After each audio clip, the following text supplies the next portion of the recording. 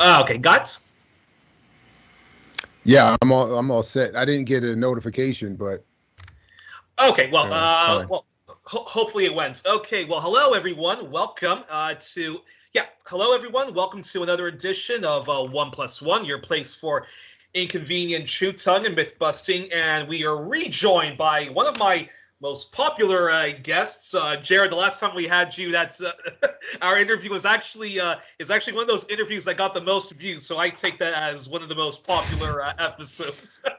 So we are joined by we are rejoined by Dr. Jared Ball, professor of African American African Diaspora Studies at Morgan State University at Baltimore, Maryland, and Communication Studies. He is the host of Black Power. Yeah, he's a host at Black Power Media. He does his brilliant program, I Mix What I Like, and is often a commentator and a panelist on the Remix Morning Hour. And he's also the author of the brilliant book, which I still have to get, but it is a brilliant book, The Myth of the Black Buying Power. And he is the co-author of let me get that title here. And he's also the co-author of A Lie of Reinvention, Correcting Manning Marable's Malcolm X, which he co-edited with Dr. Todd Stephen Burrows, and he is my guest for the hour. Jared, first of all, welcome back on the program. It's a pleasure. Thanks for having me. It's a like I said, it's a real honor to have you back on the program. And before I get into the specific issues I wanted to talk to you about, there's a lot of breaking news the past 3 weeks and couple of days. So I just wanted briefly your response to the three horrific news that happened. Number one, Roe v. Wade, legal abortion is officially illegal nationwide. The UK government's attempts to extradite Julian Assange, and the two or several mass shootings that happened. But before I get your specific reaction on that and why I think people need to stop talking about mass shootings and gun control. First, your reaction on the Supreme Court overturning Roe v. Wade and the still ongoing efforts to extradite Julian Assange to a American hellhole, in Virginia.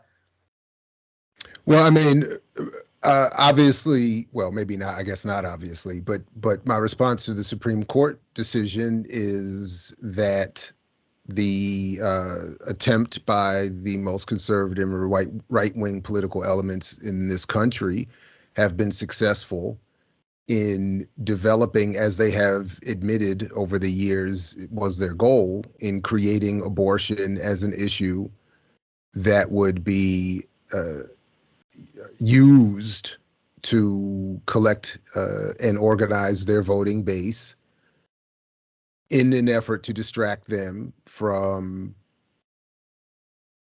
the inequality, the economic inequality, the material inequality that is imposed on them, forever blaming it on issues like abortion, gay rights, immigration, etc.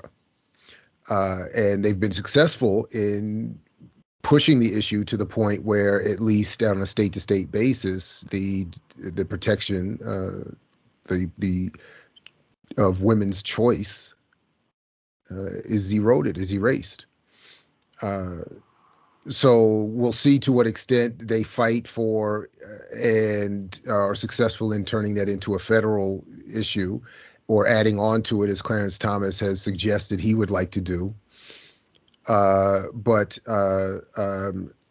after, of course, the immediate concern over women's sovereignty over their bodies is, I think, this broader political concern, which is for me paramount ultimately, that we are being encouraged, as is already the case, to redirect our efforts on the supposed left, all to be all within the Democratic Party, who, while in power, have not done anything to to permanently concretize the rights and defense of women's rights over their bodies in this one case, or to do any of the other things that need to happen in an improved world, redistribution of wealth, an end to war, an end to police violence, and so on, adequate housing, education, healthcare, on and on and on and on. They've done none of that. So they've been happy to let the right wing raise up the issue of abortion or gay rights or immigration as mechanisms to prove themselves as the legitimate holders of everyone's votes and support.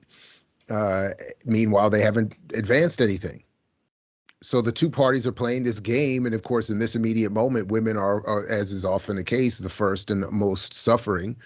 But the ramifications and the ultimate goals are much broader than that. So I just want to be whatever component of the voices that are raised to say we still need to not be trapped into conservative responses, by which I mean supporting Democratic Party candidates and developing our own electoral strategies and approaches to voting and other forms of protest and political organization and struggle to truly advance the world beyond the limitations of a conservative corporate party that is called left and liberal, only in, juxtaposition to something worse, which it helps protect its existence so it can always say that.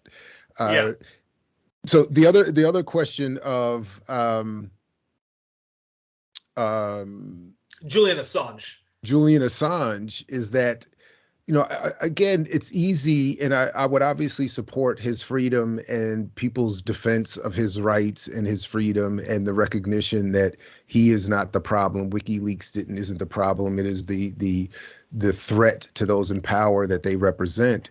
But at the same time, I think it's important to be reminded, as some have been attempting to do, that Julian Assange and WikiLeaks do have some ties to conservative politics, including WikiLeaks being connected to if I have it correctly, the Tor network and even the NSA and its origins, if some have been showing lately and over the last few years. But ultimately it seems as though he's being punished not because of that, but because, if anything, he abused whatever privilege he was supposed to have in this world, in relationship to those politics and entities and being just a white male. But he abused that by, again, exposing or helping others to expose the Democratic Party. Well, the Democratic Party, but also a bunch of other problems within the empire, so to speak. So, but again, my biggest issue surrounding Assange is actually that so many who support him have never and will not apparently ever raise equal cries in defense of political prisoners that come out of the movements in this country, in the United States, that are very much still in need of continuation and support, and at least recognition, which is the Black Liberation Movement in particular. So they never say anything about Mumia Abu-Jamal or Mutulu Shakur or Sundiata Acoli, or Jamil Al-Amin still incarcerated, or Rochelle McGee still incarcerated. They don't do anything. They don't mention him. They act like Julian Assange or even Stephen Donziger are the only people who could be considered political prisoners and deserving of support. And I find that very frustrating, even when I've reached out to some of these people directly and requested that they just add. It's not one or the other. It's saying add to your discussion of Assange and maybe put into context that he is by no means the first person to challenge this state or this empire, or to do so journalistically, or to do so exposing state secrets, or to do so in connection with potentially threatening political movements. He's by no means the first, and by no means the longest held, and by no means, in fact, if we're going to make these kinds of comparisons, the worst treated. And yet the people who would raise every voice for him will not say anything about these other people, and it's disgusting, frankly. So interesting. Let's just hope yeah, I do believe, I often say, why can't we chew gum and walk at the same time? Why can't we, why can't we, address the inequalities of the United States as well as decrying imperialism overseas?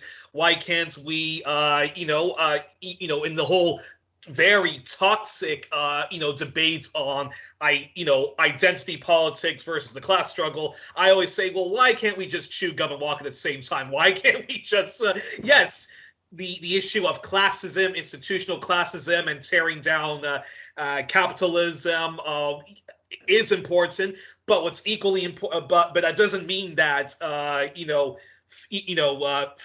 patriarchy, heteronormativity, and white supremacy are not lesser issues. And how on earth are you supposed to, unite all of the different working classes if you say, guys, turn it down a notch on your queer liberation, on your black liberation, and stuff like that. So you brought up a very fair point. And actually, the next time I have you on the show, I actually did want to talk to you.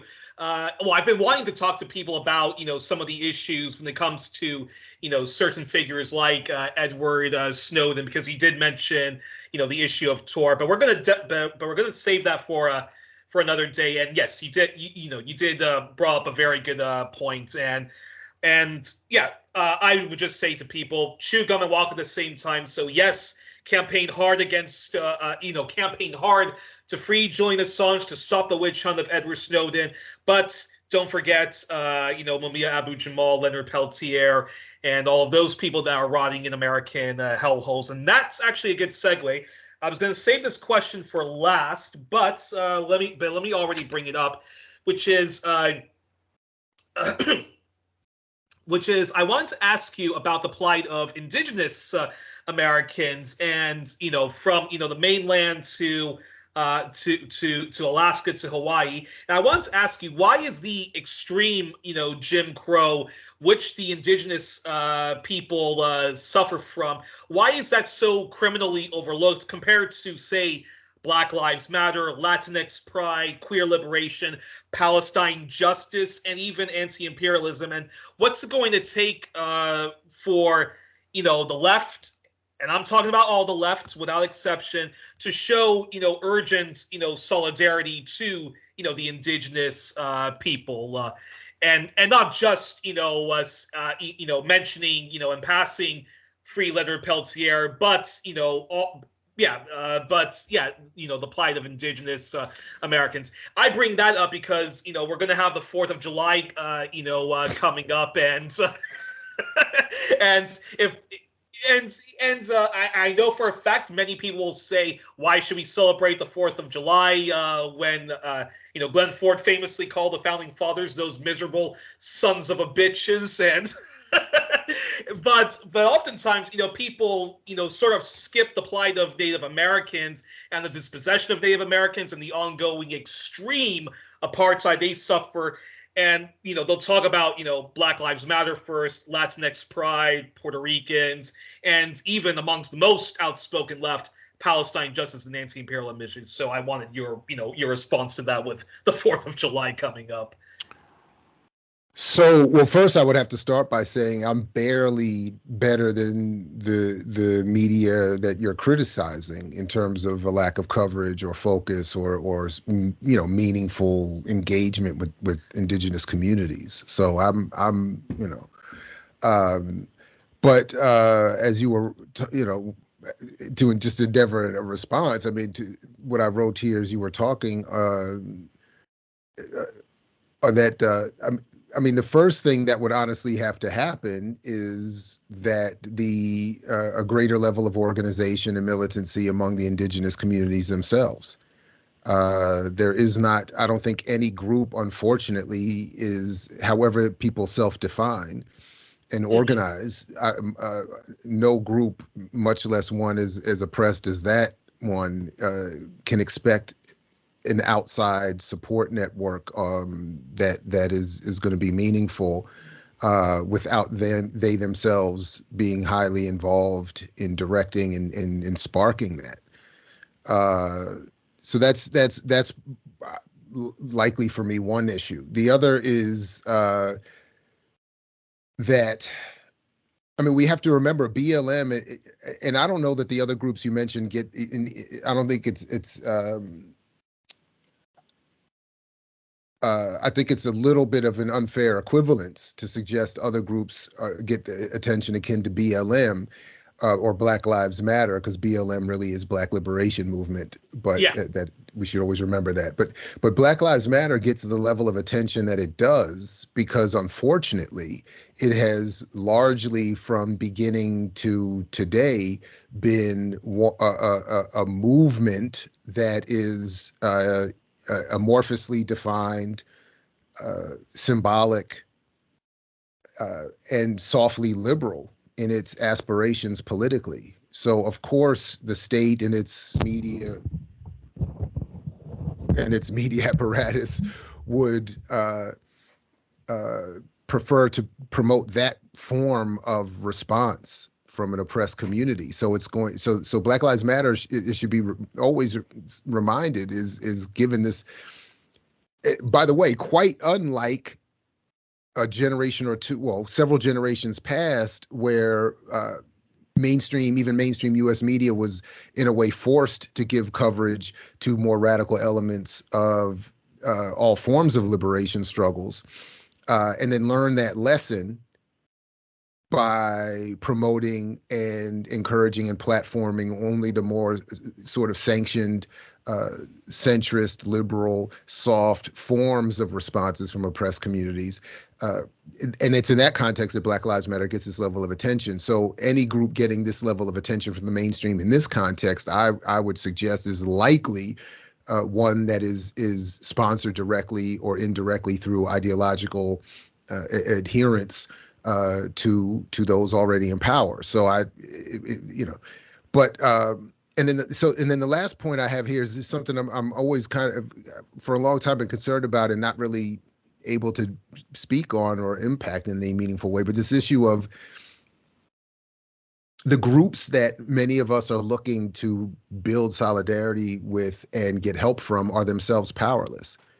So there is no meaningful political power at this point in Black or brown communities that is substantial enough even for self-care, much less a handout, reaching a handout in solidarity to the indigenous. So it's not that we have to build strong solidarity among radical elements of all of these communities and into what was, the original Fred Hampton form of the Rainbow Coalition as opposed to Jesse Jackson's.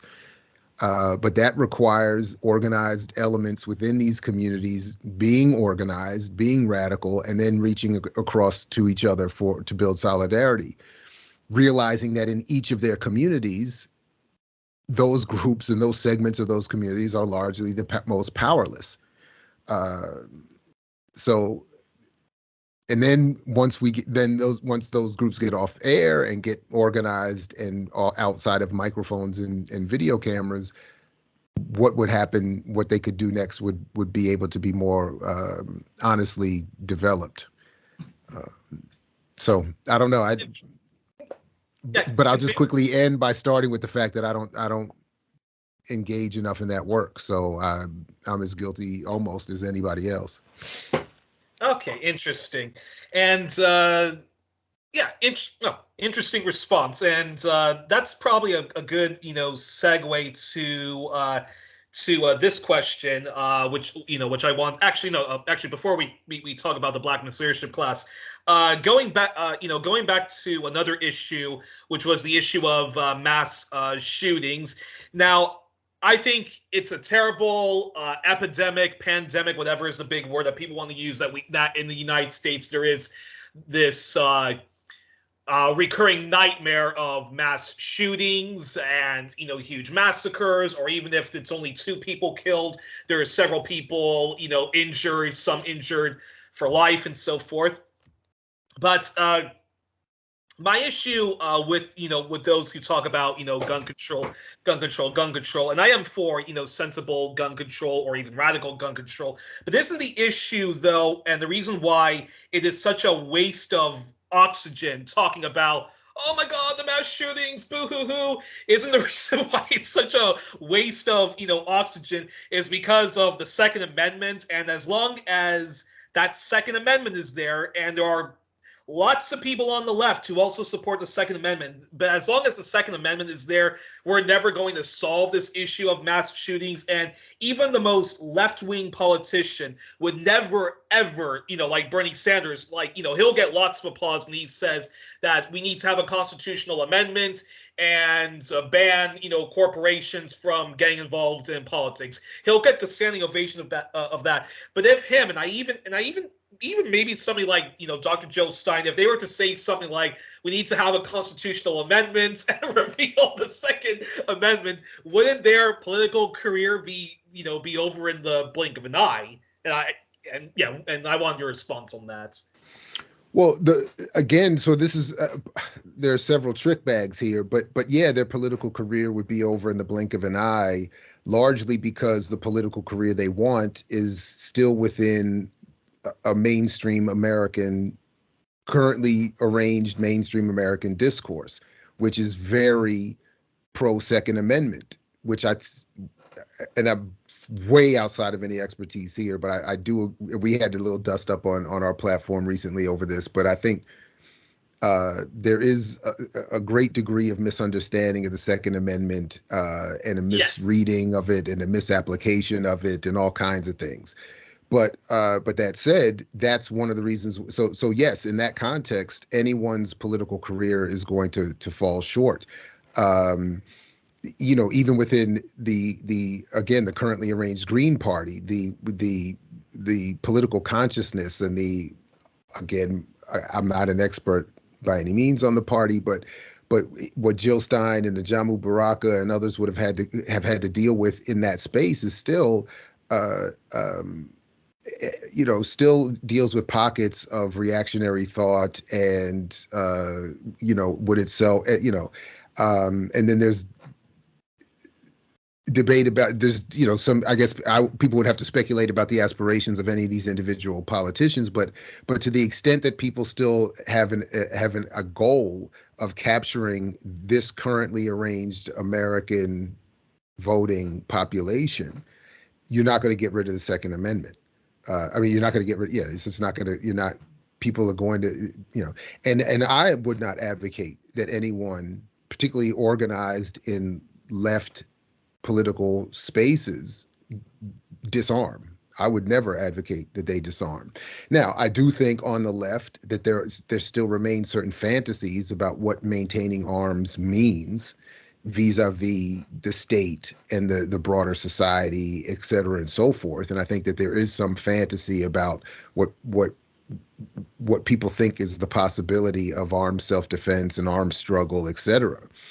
But that said, I still would not advocate that the left put down any guns or get rid of any guns. Again, my thing though is that and this is the part of the problem, that there is obviously trauma around gun violence, mass shootings, abortion, LGBTQ liberation, and even to a certain extent, as I was saying, even in the context of Black Lives Matter, there is an attempt in all of these spaces to have all of these issues be used and as gateways to, at best, liberal politics. So I don't ever, so for me, every one of these issues and conversations has to be brought back to how do we create a more redistributive, revolutionary society? Before we address even before we address any specific issue, if we live in a world that is redistributing as I just saw the other day, $25 trillion GDP in this country annually, if everybody has health care, if everybody has a safe, meaningful, life-affirming job, hours of work, rates of pay, expanded vacations. If we have this kind of not even revolutionary world, just a couple steps farther towards the decent humanity, then I would like to see what impact that has on all of these different issues. Because ultimately, even though I adhere to what as I see it, a Black nationalist politics that is based on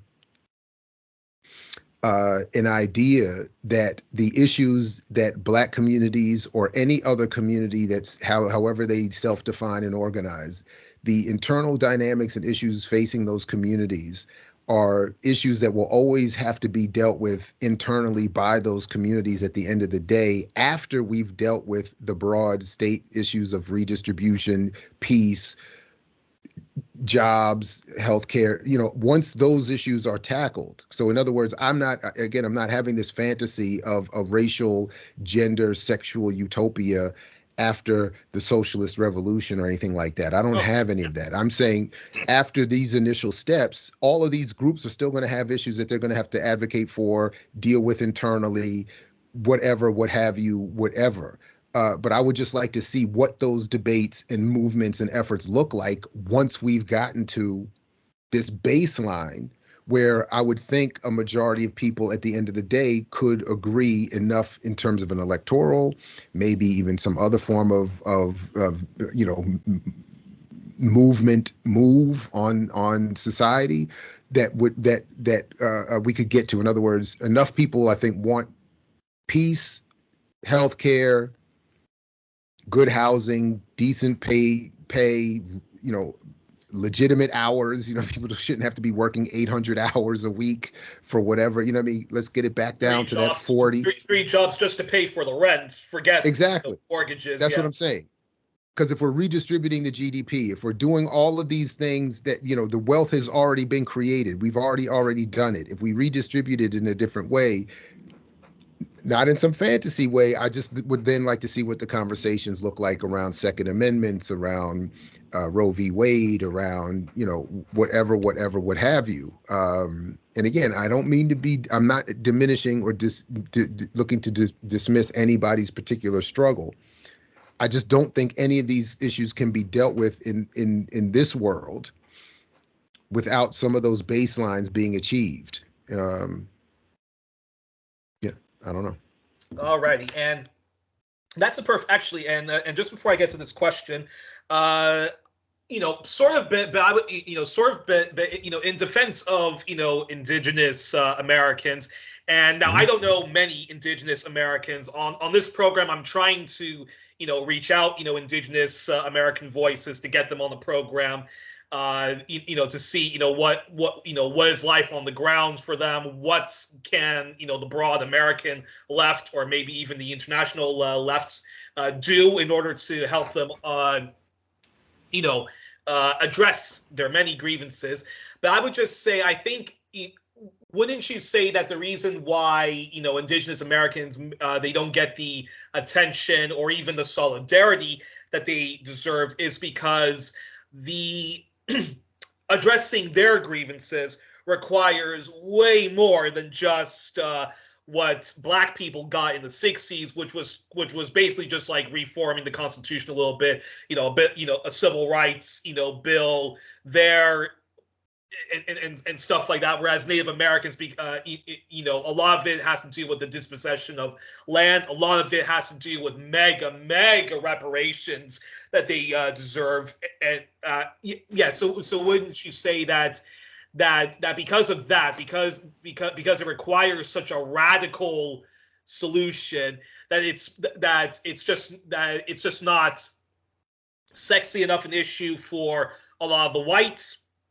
leftists, in which many of them, even the most radical ones, they do like the Constitution the way it is, but thinks that there does need to be reforms, and that's kind of what, and that, when it came to, the Black liberation struggle, what's always been sort of the issue amongst the Black left is that that the most radical voices get easily sidelined because America thinks, okay, we just need to give them, civil rights. It just needs to be, it just needs to be a bill. We just need to have a voting rights. It does need to be in a bill. Okay, they're talking about police brutality.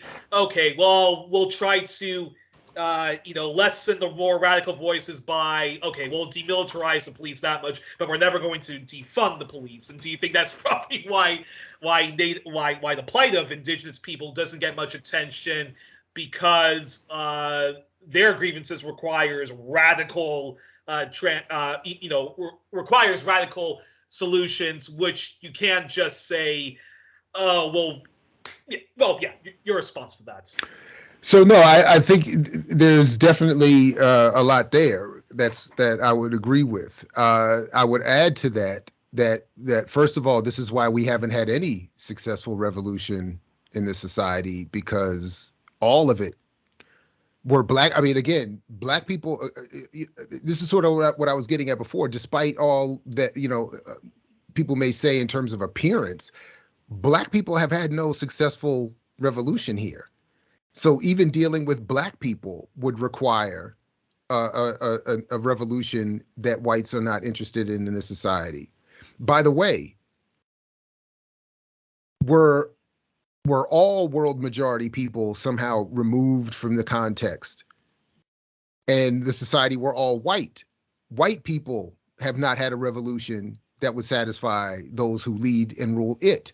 Again, as whatever people think about Marx was writing largely because of a context in which there was only white, was still wildly exploitative, violent, hostile, abusive, extractive, demeaning, et cetera, et cetera. So and his struggle has not yet been successful even in European or in all white context. So from the perspective of those who rule, all of these groups' changes are asking too much, demanding too much. Now, one of the key differences between these groups and indigenous communities, at least one that I'm comfortable speaking on, is there is a particular relationship. Again, this is not better or worse, but just different, a particular version or a particular relationship developed between black people and this country. Colonization, enslavement, the nature of the economy that developed, the nature of the social relations that developed, going even back long before this country's development, has set black and white people on a different path in terms of relationship, both in terms of value to the economy and, of course, numerically, which is part of the value to the economy, and then in particular the role black people have played in the pop culture of this country, without black people there is no pop culture. There is no mainstream so-called culture in this country. So my point in bringing that up is that, and again, so there are, again, more numbers of black people to make noise about their unequal conditions. Black people have a prominence and are given a stage that is sometimes used in some small way to remind people, thinking of Colin Kaepernick and various other attempts historically to remind people that black people are still suffering. But in general, the platform is one of fantasy creation, of unreality in terms of the experience here. So, never mind the confusion that causes, but it just puts black people in a different position. Again, not having their own issues dealt with, not being in position with enough political power to help anybody else meet in any meaningful way beyond, attempts at solidarity here and there. And that's why I think, so that would be one of the key differences in terms of the volume and the attention paid to effort at black struggle. Indigenous people are not paraded on TV and sport and even the political stage in ways that black people are, and therefore don't even have the opportunity in comparison to do the certain thing, to take a knee, or to put up a fist on an Olympic stage, or to whatever have you, to be some co-optive, or to be anything other than a co-opted image. So that's why I'm saying, unfortunately, either they can hope for a revolution that others bring forth that somehow positively helps them, or they have to be more organized and militant in pushing their issues. And that was the reason what I was trying to say, before, and then creating pathways to solidarity. And unfortunately, when you mentioned Leonard Peltier, I mean, that was what he and others were trying to do.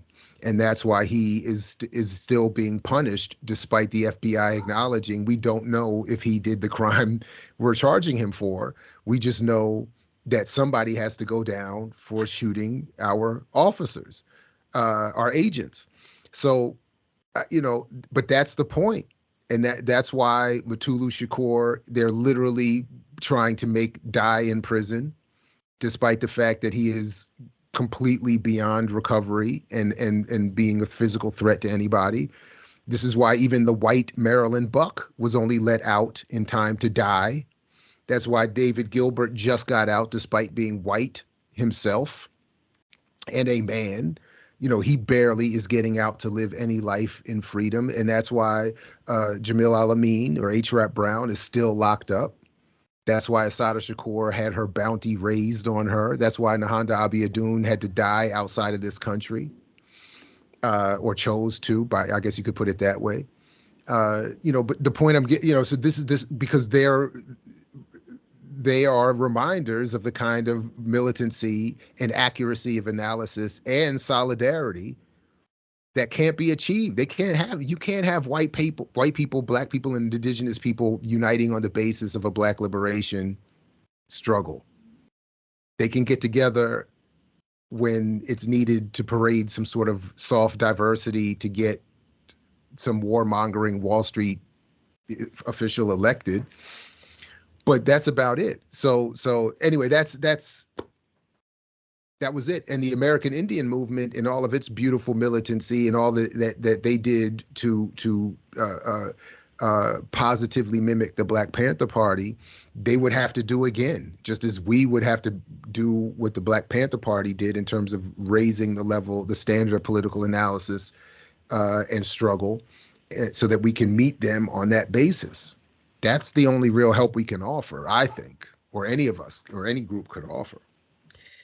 And then my last question on this issue is, do you think America now it's kind of funny because I find America's Palestine justice movement, America's Black liberation movement, America's Latinx pride or Puerto Rican liberation movement, and the anti-imperialist movement and those who call bullshit to America being a force for good in the world. I find America's at a very good level of that. Like amongst our circles, it's very popular to denounce NATO and stuff like that.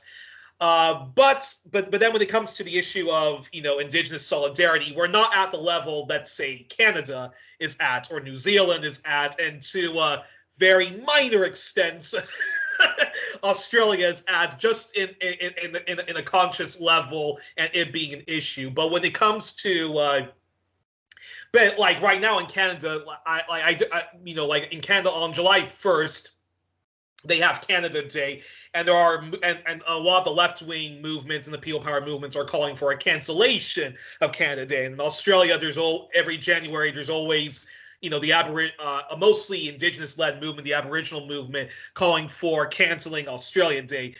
Now, the U.S., ironically enough, would there ever come a point in time where where Americans call for a cancellation of July the 4th and President's Day and Thanksgiving Day?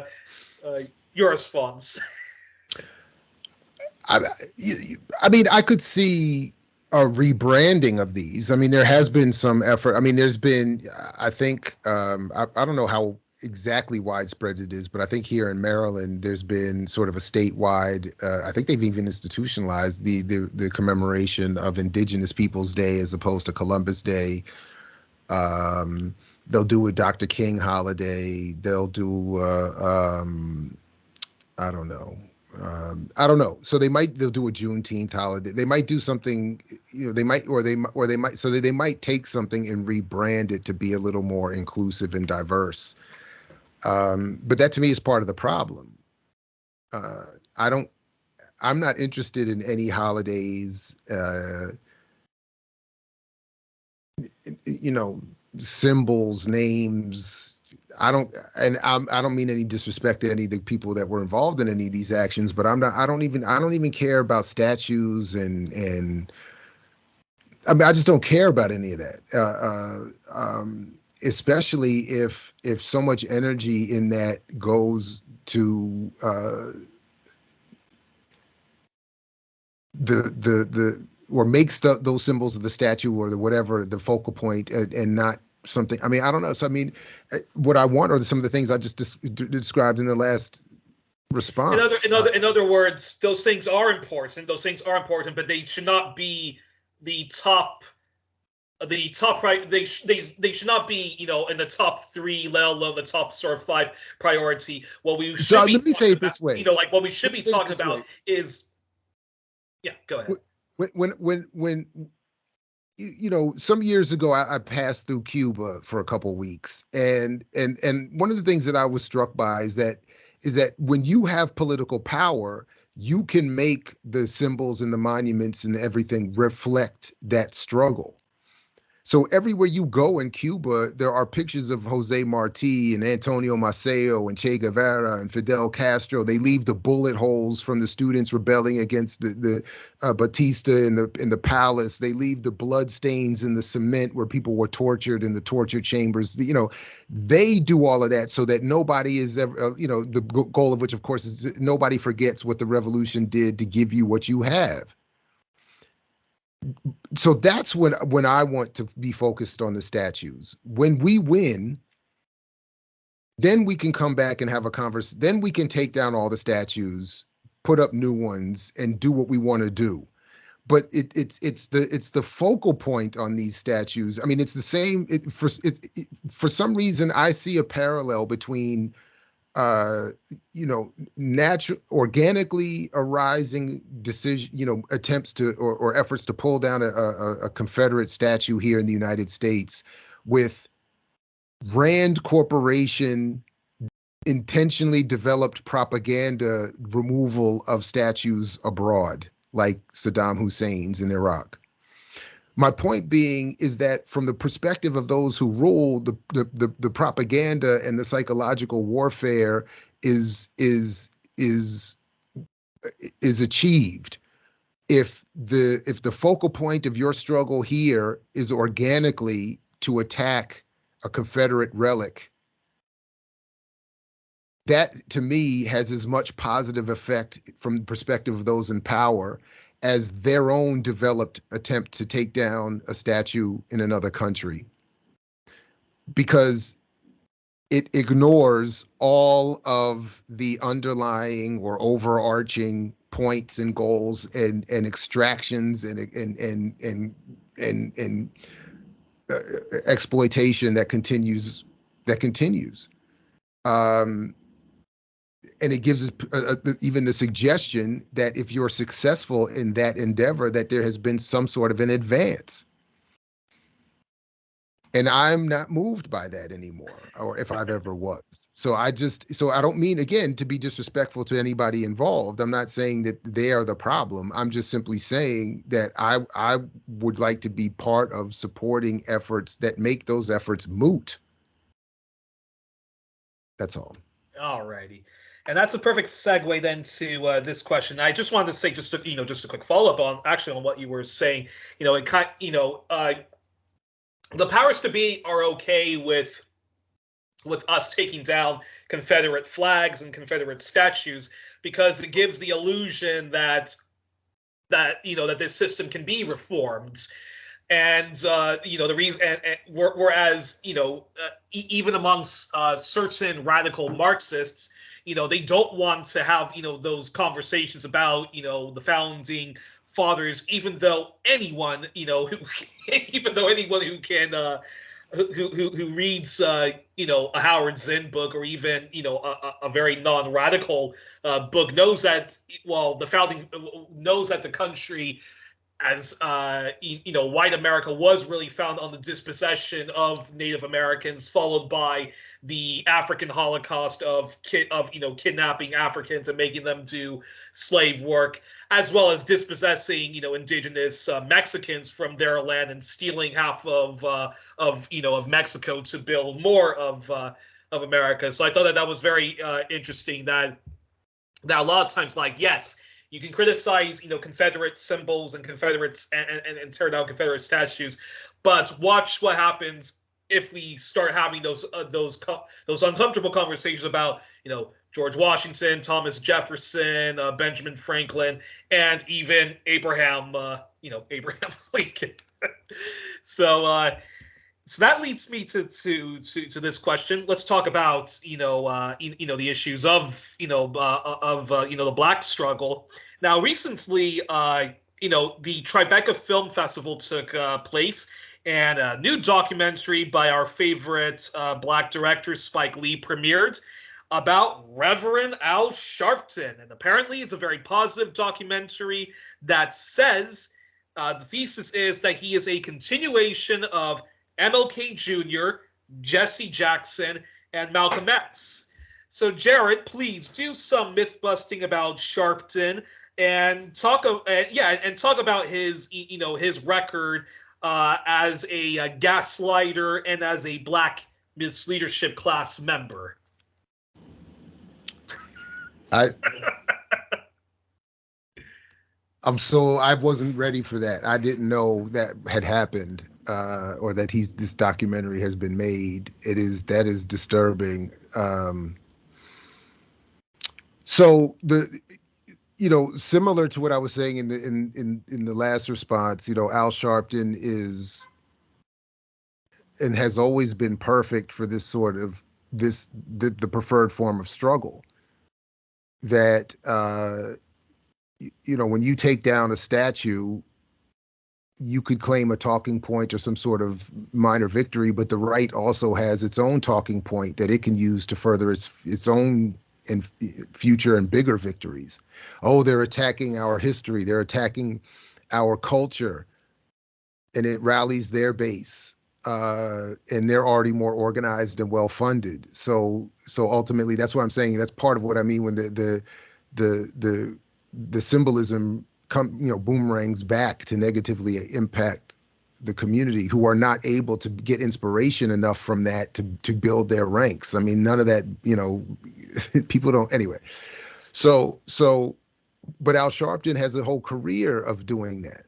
Of Dr. John Henrik Clarke used to call him an ambulance chaser, political ambulance chaser. That who was important for sounding an alarm, but who could not be counted on to offer an analysis or a sufficient response to that alarm.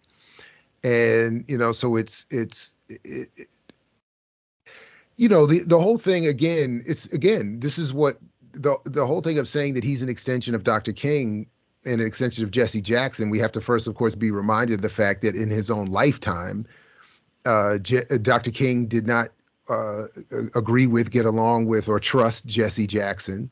And that's why Jesse was pawned off and sent away to do Operation Breadbasket, to be left, kept out of the main doings of the daily of the work.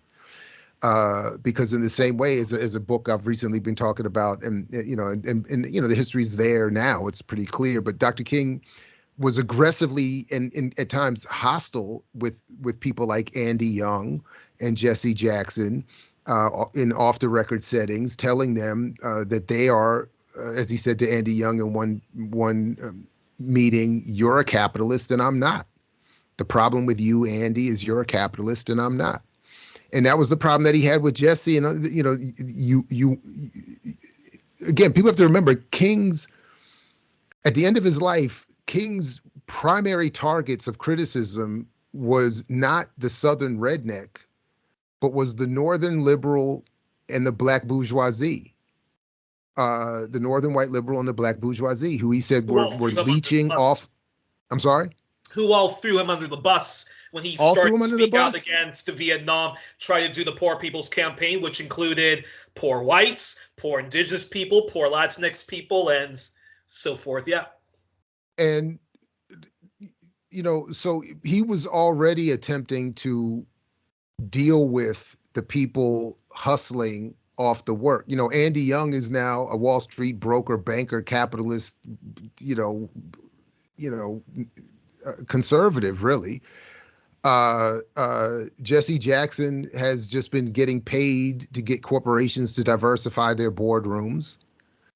Uh, you know, um, and Al Sharpton, Al Sharpton has look, King. I don't even. I mean, I wasn't ready for. The idea that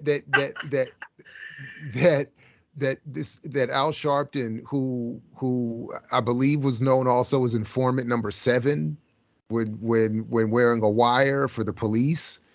Don't quote me on those details. And people, it's been too long since I looked them up, but people would have to look into that. The way he abused the already sketchy Tawana Brawley case, going back even more decades to some people of my age and older might remember.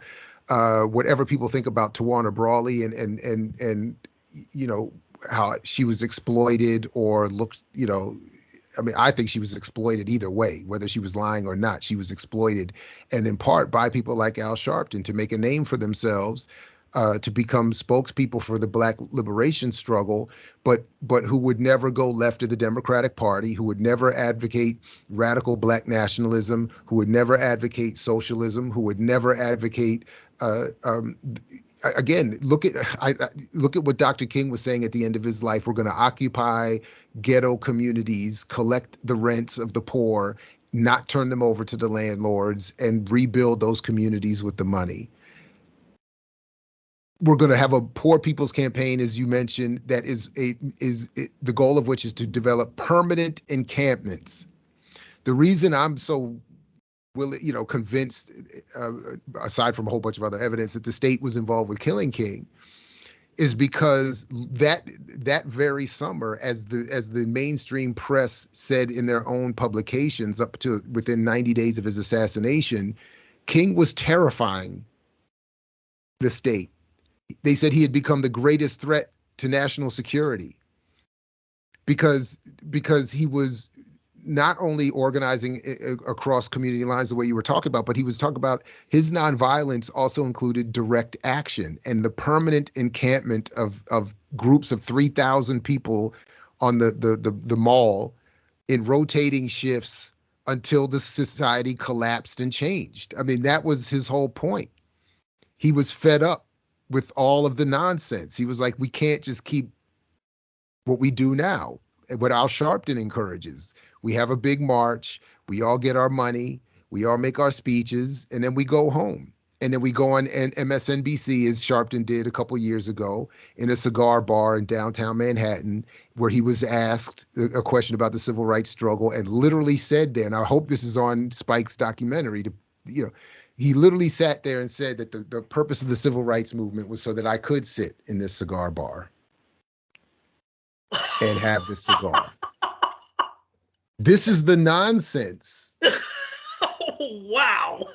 So now again, I'm all for art, but the only thing I've ever wanted to say critically about Spike Lee, and there's plenty of others, is that he made a movie about Malcolm X that would support years later a documentary claiming that Al Sharpton was an extension of Malcolm, because you don't see Malcolm X in Spike Lee's movie. That's why if you go back and watch, and anybody can check me on this, I'm happy to be checked, it takes at least 90 minutes into the film before you see Malcolm as Malcolm X. And then by the time you get to the point where he was about to Malcolm it up, the film's over. Because you can't have a real discussion of Malcolm X in a film and that you want, where Warner Brothers at the time said, we want to make Malcolm X, we want to market him like Batman and The Simpsons. That's what Warner Brothers said back in the day. So of course, you turn Malcolm X into Batman and The Simpsons. Of course, you can say 30 years later that Al Sharpton is an extension of that, because that's what he is politically. He is the Bart Simpson of Black politics. I mean, it's that is really disturbing. And now I, of course, have to watch it. So when is this supposed to come out? When is this madness supposed to come out? I'll find out after the program, but I definitely want to. It's definitely going to be one of those documentaries where I'm going to have to bite my tongue and really try to, like, watch it and be as objective as I possibly can. But you just messed my whole head up. I gotta go get it. Like, I gotta finish this water and get a drink. Very briefly about Al Sharpton before we get to Jesse Jackson, which I was very surprised to hear that. But yeah, in short, Al Sharpton. What was his thing about him being an informant for the FBI? What exactly was that all about? Because you gotta. So it's my fault again. I wasn't prepared for this, and it's been a long time. I don't remember the details. That's why I'm saying people have to go back. That it was an association with the mob. It's something about the mafia. I'm even doing a quick search here, and it, confidential informant number 7 in the 1980s. According to a lengthy report, and he was supposedly spying on the mob for the FBI. And I remember years ago seeing some grainy video footage of him with his hat on, with that brim hat on, when he was fat back in the day. And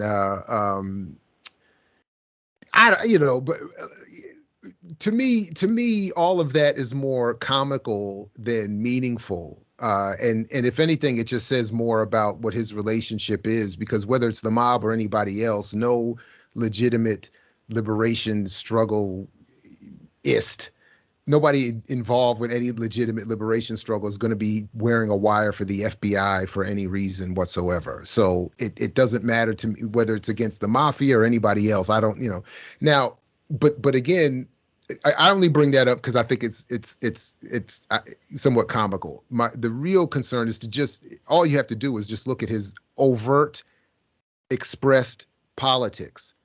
And the way he responds to the suffering and the conditions of Black people. For example,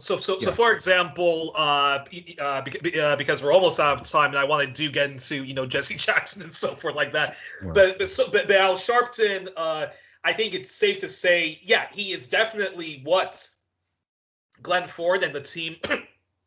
The late Glenn Ford and the team at Black Agenda Report, or even you and your colleagues at Black Power Media, would call the Blackness leadership class, because while he may show up to a protest of Amadou Diallo, or he may go all the way to Ferguson at a protest there, it does not matter if his speeches are good, because in the end of the day, he's going to say to all of those people, you have to vote for the Democratic Party. And it doesn't matter how atrocious the leader of the Democratic Party is, whether it's Slick Willie Clinton or Obama, in which he explicitly said, I'm not going to criticize Obama because not only is he the leader of the Democratic Party, but come on, guys, it's our first Black leader, so I'm going to lay off him. That's basically Al Sharpton's contribution to Black Lives Matter and the Black liberation struggle. And Sharpton did say he would not protest Obama. Yeah. Mm-hmm.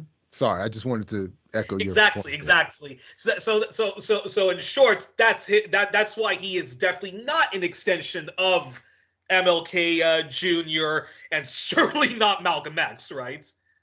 No. Look, I mean, that doesn't even look. I meant to leave Malcolm. I was thinking of the episode. Now I get it. If I remember correctly, the scene in that scene was a scene that was anti-gay. But there was a scene, I do admit, that I used to that I like in that show, the show Rock, that classic show that Fox took off because it was too pro-Black, where the grandfather didn't want the photo of Malcolm seeing two men kiss each other, so he turned the photo around.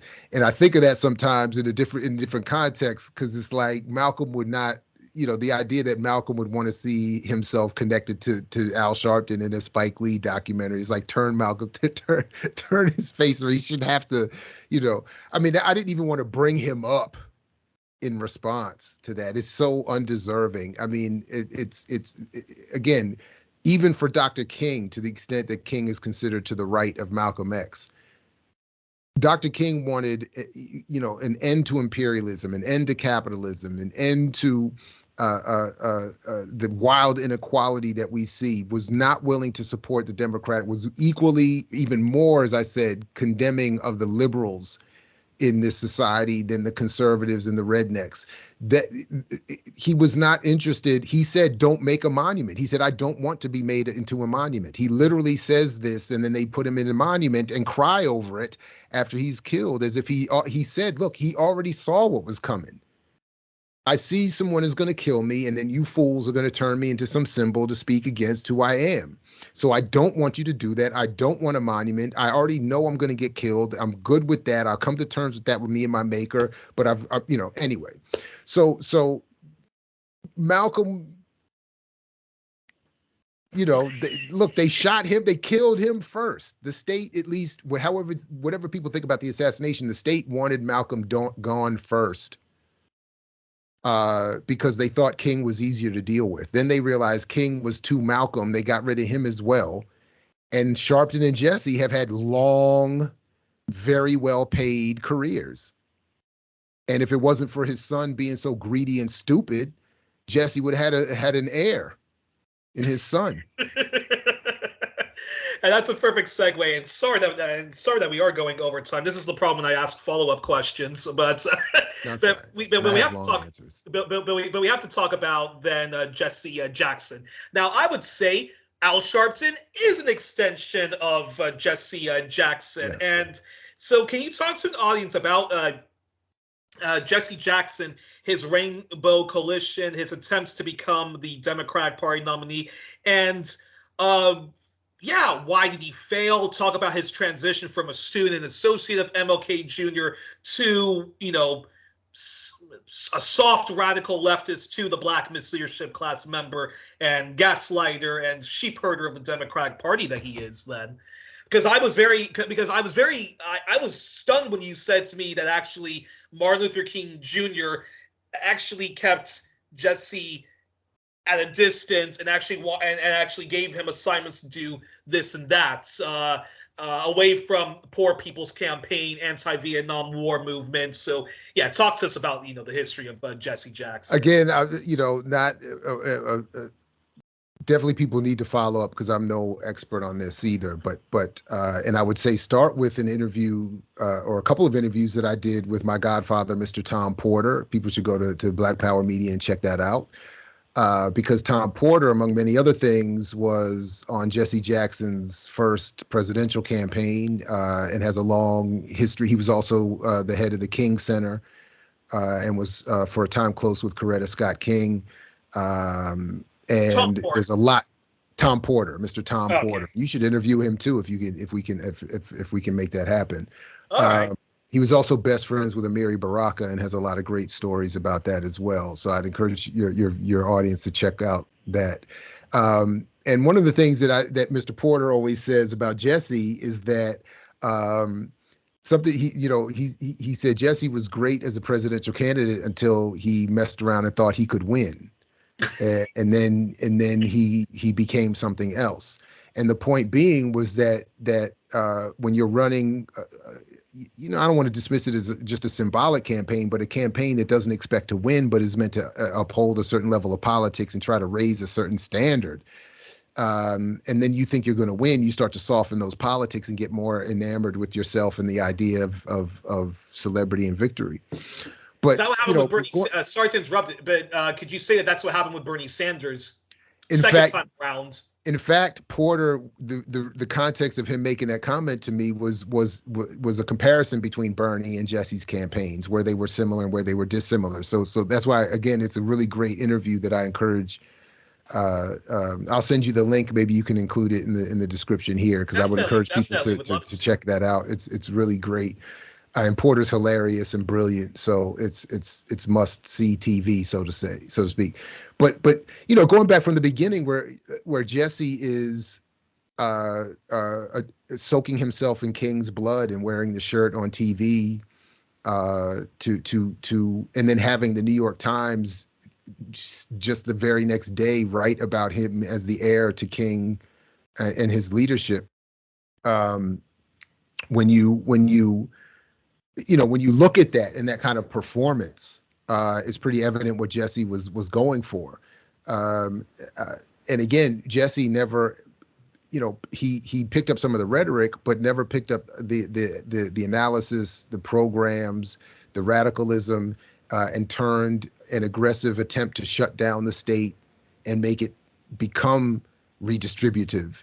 He found a way to get paid by the state and the corporate world to diversify, to raise some noise, diversify, and have some Black people hired, get a piece of that check, and then do nothing more than encourage support of the favored Democrat at the time.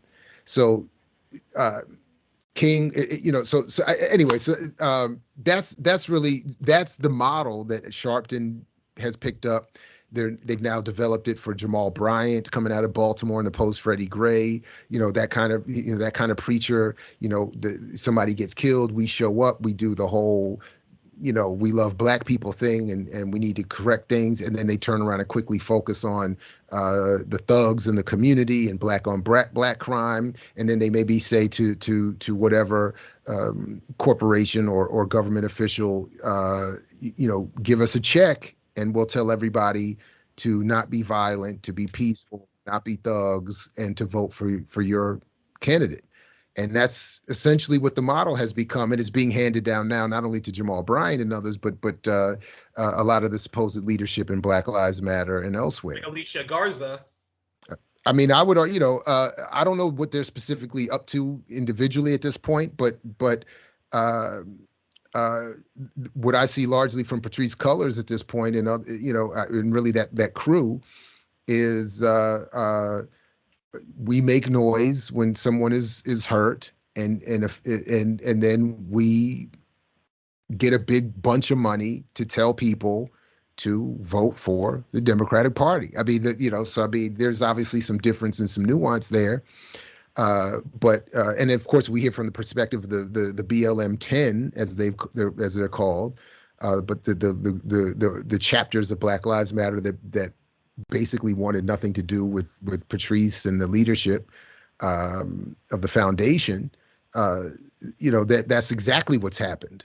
They've more streamlined and done even more better than Jesse at capturing that money and softening the rebelliousness of the community. So, do you think that's why, in response to the murder of George Floyd, despite the wonderful and militant solidarity protests that happened nationwide, that happened in Europe, Australia, Canada, and so forth, the issue of institutional racism and state murder, state terrorism, once the protest happens, instead of, a huge, defunding of the police, community control over the police, and really demilitarizing the police, we have bizarre conversations of we need more investment in Black communities, and we need to have more Black members as board of directors. Not that I'm saying that that's not important, or that would or that wouldn't help. Although I'm an anti-capitalist, but that's another issue altogether. But this is why we don't have the conversations like abolishing the police or radically reforming the police. We get into the conversation about more Black heads of directors, more money in the Black communities. And I know in Canada, when people were protesting in solidarity for George Floyd, people were highlighting, police brutality and police killings of Black and Indigenous people. But then the conversation quickly became, okay, we need more Black CEOs and stuff like that.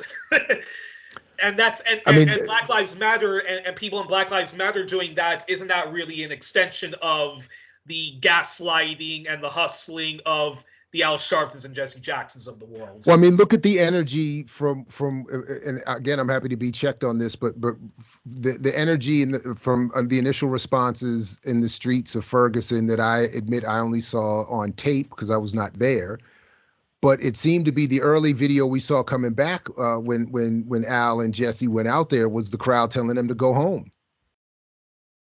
Yeah. Almost, I don't know to what level of detail people had prepared for them or what levels of history they, to the extent they understood the history of these two figures, but it was like almost sort of just an inherent response, just a natural response to seeing establishment Black leadership come in to once again say, be peaceful, we hear you, we're sorry. And it's like, we grew up on that. My parents grew up on you two fools, and I'm still right here, and Mike Brown still got shot down, and enough. And as a response to that, to negate that, from my humble perspective, Black Lives Matter proper, so to speak, or whatever, was encouraged, and all the other chicanery that is still coming out about all of who did what with what money, whatever. And meanwhile, the conditions in these communities hasn't changed or is worse. And the police have gotten more funding, not less. So that's what to me is frustrating to see that, but that's always what is important, I think, for us to remember, that they are always, as Mr. Porter talks about, looking to negate the negation, and our job is to be the negation. So when those young folks were saying Jesse and Al go home, that was the negation of the state's attempts to suppress another righteously militant response. And we have to negate their negation. That's the struggle, and it's frustrating to the extent that it's not possible, and that I see, or that we have not that it's not possible, that we haven't done it, and that they're able to so seamlessly develop new crops of folks. And now that the internet and everybody has a YouTube show, for all the good that we might be doing, there's hundreds and thousands of their preferred spokespeople out there. Yeah. So now, can I ask two quick questions before I let you go? Okay, perfect. Because we are definitely on the roll here. But then I have to ask then this question, which is, can you respond to Atlanta's anti-reparations episode and the self-blackface they did? I'm going to talk about the funeral episode. You didn't watch the funeral episode, didn't you? Or the which episode? Okay. Well, actually, first talk about the anti-reparations episode. I want your response on that, and then I'll talk to you about the black nanny who passed away. The white family goes to her funeral. Yeah, I did see that. The kind of self-blackfacing Atlanta did. So first, your response to the anti-reparations episode. Well, listen, this is one of the problems that I think that I keep saying of the moment we're in is that unlike I think at any other moment in history, any topic can rise to the level of mainstream pop cultural consideration,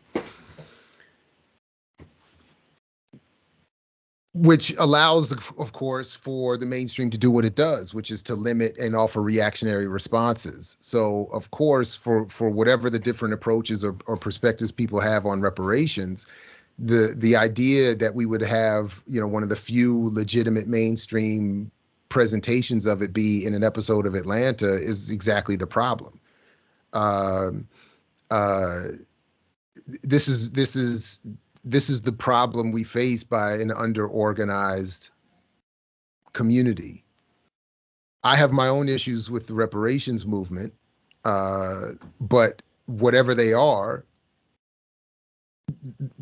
the space for that to be discussed isn't in an episode of Atlanta.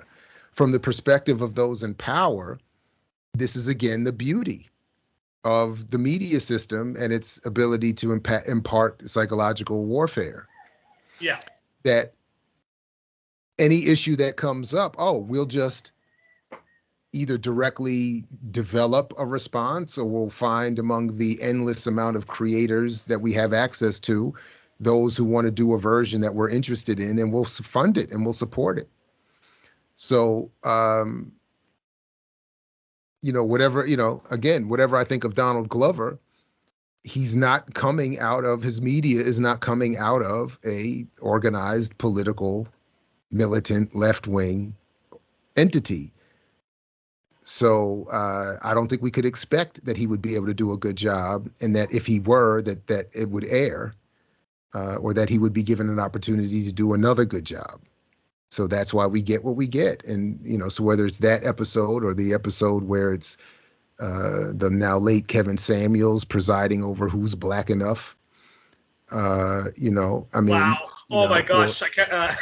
Yeah, I mean, in the whole thing, that episode, wow, that got under my skin like it was nobody's business. It was, but that being said, Atlanta, I have to say this: Atlanta, I really liked the first. I guess it was. I think this is season 3, so I really liked the first 2 seasons, which is basically, two poor Black people trying to make it out of their impoverishment.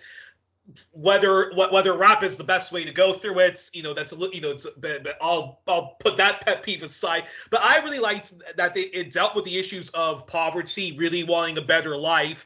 And the second season, apart from 1 or 2 episodes, it was basically, continuing on with that storyline. Season 3, though, I have no idea what they were smoking, but season 3 was just an atrocious level. It was just an atrocious episode after atrocious episode. And yeah, you mentioned the kind of blood quantum episode, but the episode which really got under my skin was sorry, 1 second.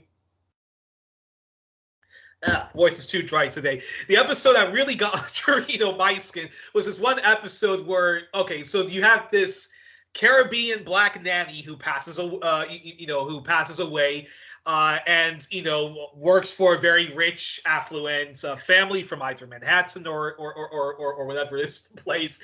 Okay, and she dies, and they decide to go to the funeral, and then it just completely denigrates Black people by having the over-the-top person who's crying at the funeral, and then a huge fight breaks out at the funeral. But see, this episode, and then the white family is trying to leave, but then somebody at the funeral goes, wait a minute, everybody, you're scaring the white people away. Please, white people, we're not like that. We'll be okay. And I just thought to myself, how can people denigrate their own community so badly like that?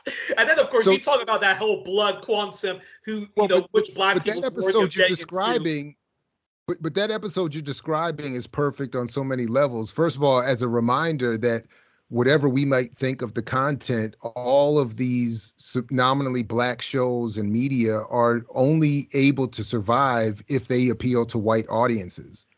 So. Okay. That's why that episode to me is so perfect, because imagine because I think that they do, again, this is the conundrum. It does a great job of raising a really legit issue, but it gives us a completely reactionary response. So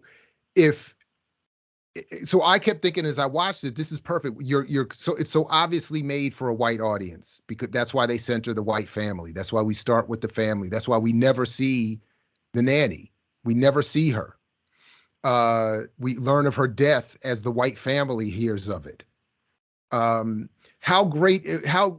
we only learn of the very, I think, righteous conflict where the daughter gets up and gets upset and says, how can we be praising how great my mother was when she was never there for us because she was always caring for these white kids? Yeah. That, I think, is a legit feeling for the child of that woman. But again, if you're telling that, so if the episode had been told only from the perspective of the family, and then we only see the whites when they show up as guests at the funeral, that should have been the only time we saw them at all. And of course, then the whole scene that you described about them being made to, being concerned about scaring the white folks, like that should have never happened. But if you tell it from the side of the black family, then you can do the shock value that the show was intending to do by because it was targeting a white audience that they wanted to shock with, oh wow, we don't know anything about this woman that cared for our kid all the time. We don't know anything about her people, her community, or anything. Instead of doing that, you're showing a black audience or a non-black audience that actually does give a damn about black people and has interests in black people as legitimate subjects instead of just background objects. You have a whole episode. You could show even show from the, I don't know, and I could think there are probably better ways of doing it. You could show from the woman's perspective. She's toiling away day and night for this white family.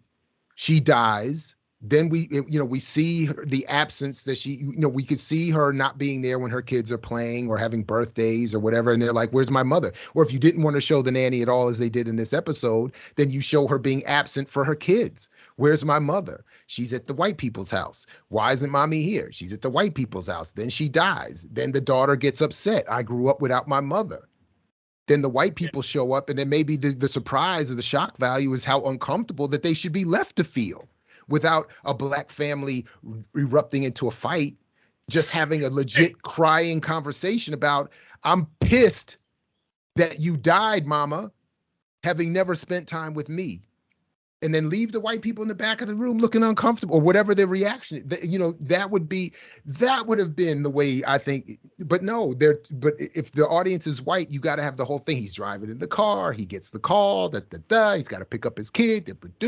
Oh, the woman died. Who is this woman? We don't even know she's black at first. It's just, it's just like this whole thing has to emerge. Then they show up, and it's like, oh, and then to your point, they get into this whole silly.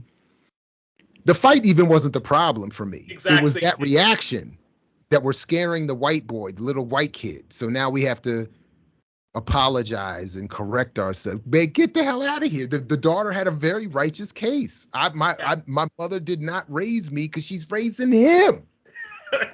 Exactly. And that's a perfect segue to my final question, which was about the issue of Black American media. Now we've talked before, and I've seen a mutual friend of ours, Solomon Kamajan's documentaries on hip hop and stuff like that. I love hearing you talk about hip hop and the problem with Black art. But would you say that? Well, I mean, personally, I prefer Black, when it comes to the Black arts, I prefer Black music. And you can give me even the most, the most coonery of, Black music. I'm going to love it. It's fantastic. I can listen to it. I can listen to Black music to remind me of our plights, but I can also listen to Black music just to escape from, my problems. And Black music, I think, does a very good job, in terms of, pop culture.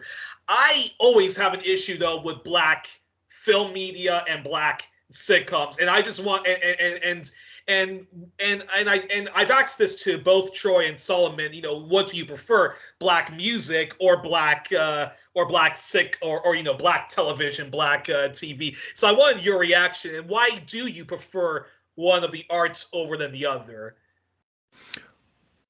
That's interesting. I don't know that I prefer, in general, I don't think I prefer one of the art forms over the other. I will say that I don't know if I like music more than I like video. I'd have to think about that.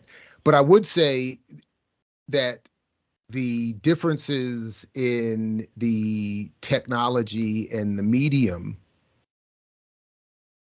are what I think largely have impacted the quality of either. So I think the specifics of the rise of the music industry, having a longer history, has allowed for more Black genius to proliferate. So if we're to take Black music and Black TV and film and hold them up and say what has the overwhelming better collection, music is gonna, I think, is gonna crush. Exactly. But that's not because of the form itself. It's because I think of the industry. Television and film developing later as technology, and the industry forming at a specific time, particularly during the Cold War, having a very different, when TV and film emerge into prominence, at least, it politically has to be turned to a very different purpose and has a very different capability than does music.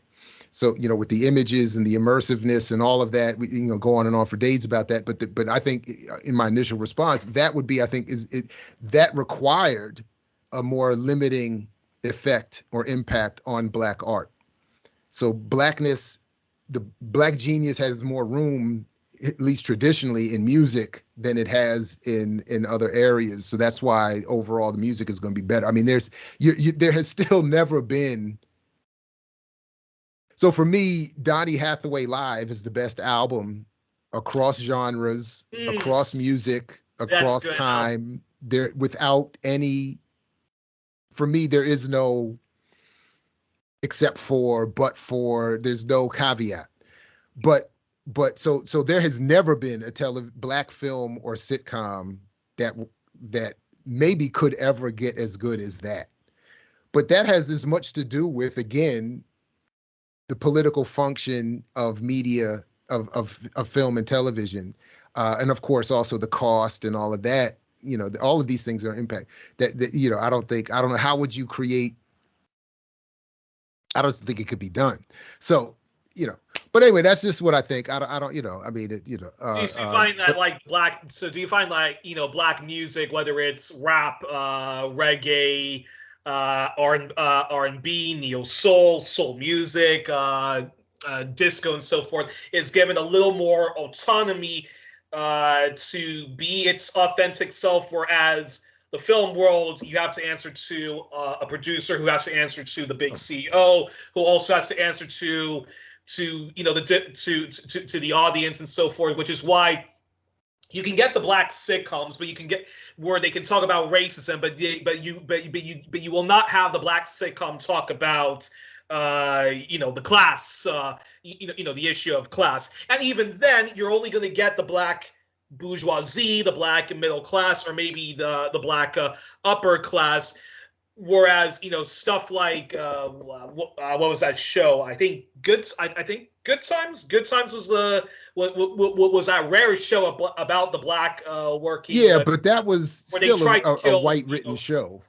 Oh yeah, that was still a white written show, which caused a lot of problems. So again, well, I'd have to. So if the question is the music or visual art better politically, I don't know that I don't think is necessarily, I don't think I'd find as much difference. I'm just talking about the quality of the art. Like Donny Hathaway was not some radical revolutionary musician. I mean, his art was great. He had Black pride in his music, but I wouldn't call his work it's not like some revolutionary, so in terms of the commercial forms of all of these art forms, I would say they're all equally, at best, at times, prideful and encouraging of radicalism, but they're not. I don't think either one is more revolutionary than the other. Now, beneath the commercial world, it's easier to produce revolutionary music than it would be for visual arts, just again because of the cost, et cetera. But there is probably as much revolutionary visual art created as there is music. They're all equally suppressed and kept out of the mainstream. So that I wouldn't find much difference. I was just talking in terms of what I like. I just think, I'm just even thinking like the best film can't be better than Hathaway Live. But in terms of revolutionary content, I don't know that there's any meaningful difference. I mean, you're probably going to have more meaningful content in a film than a sitcom. You're probably going to have more meaningful content in hip hop than you would in disco. Yeah, true. You know, or even R&B or soul for that matter. But in terms of just the quality of the you know, that makes your heart do this, or your eyes swell up, or your head nod. I mean, music there's just way more of that than I think in the visual arts. But politically, I think everything is equally suppressed ultimately. And then, as I was saying, post the Second World War, with the development of TV images and film, and the expansion of U.S. empire, they were very clear that all of this had to be turned into pro-empire, pro-U.S. capitalist work. But then they were across the board with it too, in terms of painting, literature, music, of course, film, eventually television. All of that had to be turned into pro-America, and pro-black to the extent that you are Al Sharpton black. Yeah, like that was and we will we will let you criticize the powers to be, but in a very, very, very narrow form, which is basically criticizing the Republican Party, basically. Yeah, that's it. Alrighty. Well, Jared, we were supposed to just do an hour, but we got overtime, and I have to. And Jared's a busy man. He's got Black Power Media, and he's got students to tend to.